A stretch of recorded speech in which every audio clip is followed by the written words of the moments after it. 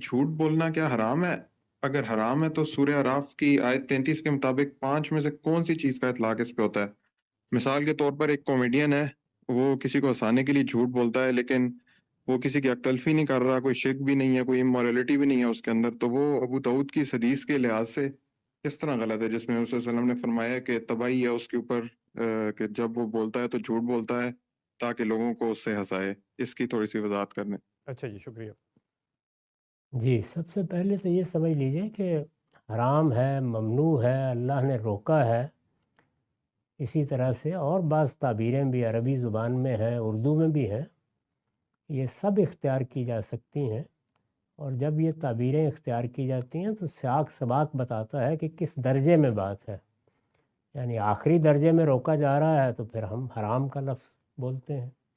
اگر اس سے نیچے کی کوئی صورتحال ہے تو پھر کراہت کی تعبیر اختیار کی جاتی ہے کہ اللہ نے اپنی ناپسندیدگی کا اظہار کر دیا ہے۔ تو اسی وجہ سے دو ہی بڑی کیٹیگریز ہیں۔ اس جانب کیا ہے؟ فرض اور مندوب، فرض اور مستحب یا فرض اور نفل، ایک ہی معنی میں ہے یہ الفاظ۔ اور ادھر کیا ہے؟ حرام اور مکروہ۔ تو بڑی چیزیں تو یہی ہیں۔ باقی یہ کہ ہمارے فقہا نے ان کے بھی پھر کچھ درجے طے کرنے کی کوشش کی ہے، میرے خیال میں اس کی کوئی ضرورت نہیں ہے۔ چیزیں یا آخری درجے میں ممنوع ہوتی ہیں، انہیں آپ حرام کہہ لیں، ممنوع کہہ لیں، جو لفظ چاہے اختیار کر لیں، یا وہ ناپسندیدہ ہوتی ہیں۔ ناپسندیدگی کے درجات تو ہر شخص جانتا ہے۔ بعض چیزوں کے بارے میں ہم سمجھتے ہیں سخت ناپسندیدہ ہے، اور بعض کے بارے میں اتنا ہی کافی ہوتا ہے کہ ناپسندیدہ ہے، ذرا ابتدائی سے درجے میں ناپسندیدگی کا اظہار کر دیا جاتا ہے۔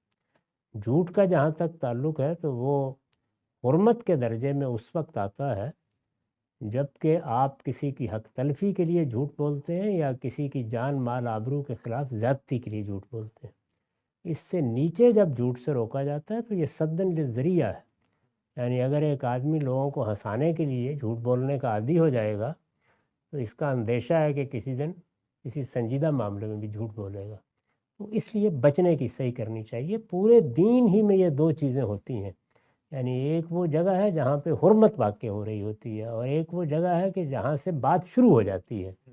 اس میں سد ذریعہ کا اصول ہے۔ جیسے نشہ آور چیزوں کے بارے میں فرمایا کہ جس چیز کی زیادہ مقدار نشہ پیدا کرے اس کے ایک قطرے سے بھی بچو۔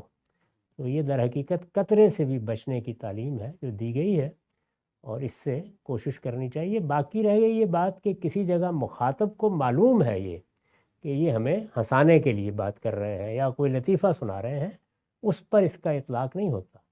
یعنی ہنسانے کے ارادے سے آپ بات کر رہے ہیں لیکن دوسرا غلط فہمی میں پڑ سکتا ہے، تو اس میں اجتناب کرنا چاہیے۔